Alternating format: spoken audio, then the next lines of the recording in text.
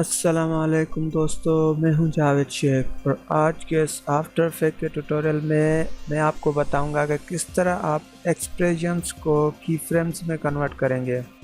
तो यहाँ पे देखें कि इस लोगो पे दो एक्सप्रेशन मैंने अप्लाई किए हुए हैं। रैंडम एक्सप्रेशन है और उसके ऊपर ये पोस्टराइजिंग टाइम का एक्सप्रेशन अप्लाई किया हुआ है और यहाँ पे मोशन ब्लर भी मैंने ऑन किया हुआ है।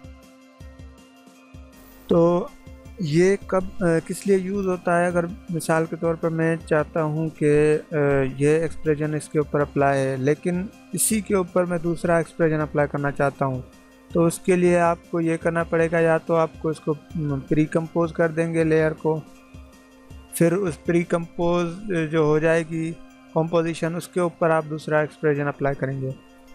लेकिन यहाँ पे इसको की फ्रेम्स में अगर आपने कन्वर्ट करना है तो उसके लिए आप यहाँ पे वो जो प्रॉपर्टी होगी जो जिसके ऊपर आपने एक्सप्रेशन अप्लाई किया हुआ है उसको यहाँ पे सिलेक्ट करें। ये सिलेक्ट किया और एनिमेशन के मेन्यू में जाके की फ्रेम असिस्टेंट में ये यहाँ पे कन्वर्ट एक्सप्रेशंस टू की फ्रेम्स, जैसे यहाँ पे क्लिक किया, यहाँ पे देखें कि ये की फ्रेम्स आ गई, यहाँ पे फ्रेम बाय फ्रेम की फ्रेम्स आ गई। और ये एक्सप्रेशन जो यहाँ पे लगा हुआ है ये यहाँ पे देखें डिसेबल हो गया है और ये देखें बिल्कुल ये उसी तरह काम कर रहा है जैसे ये एक्सप्रेशन था। अब अगर हम यहाँ पे एक्सप्रेशन ये जो डिसेबल है इसको डिलीट कर देते हैं, देखें ये अप्लाई किया हुआ है। और इसका ये भी है फ़ायदा कि हमने यहाँ पे प्रॉपर्टी को सिलेक्ट किया तो ये सारी की फ्रेम सेलेक्ट हो गई और इनकी लास्ट की फ्रेम पे पहले अल्ट को होल्ड करें और फिर लास्ट की फ्रेम पे क्लिक करके इसको जैसे ही आप ड्रैग करेंगे तो ये देखें कि आप इसको स्ट्रेच भी कर सकते हैं। इसकी टाइमिंग आपने टाइमिंग बढ़ानी है या कम करनी है, मतलब स्लो या फास्ट करना है, तो वो भी आप यहाँ से कर सकते हैं। जैसे मैंने इसे इतना कर दिया और अब अगर मैं इसे रैम प्रीव्यू करता हूँ तो आप देखें कि ये फास्ट एनिमेशन चल रहा है। तो इसका यह भी फ़ायदा है। और यहीं पे मैं अपनी कंपोजिशन की टाइमिंग एंड करता हूँ। ये यहाँ पे एन प्रेस किया, ये आ गया।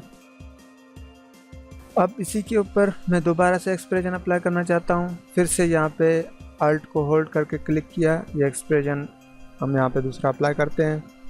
मैं यहाँ पे विगल अप्लाई करता हूँ और 10 इसका जो है फ्रीक्वेंसी और एम्पलीट्यूड इसका 50 कर देते हैं। और अब इसको रैम प्रीव्यू करते हैं। अब देखें,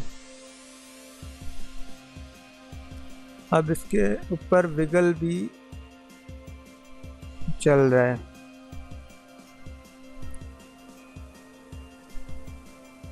और इसी के ऊपर अगर दोबारा से इसको फिर से की फ्रेम्स में कन्वर्ट करना चाहते हैं तो फिर से आप कर सकते हैं। ये पोजीशन सेलेक्ट की, एनिमेशन, की फ्रेम असिस्टेंट, और ये फिर से कन्वर्ट कर दिया।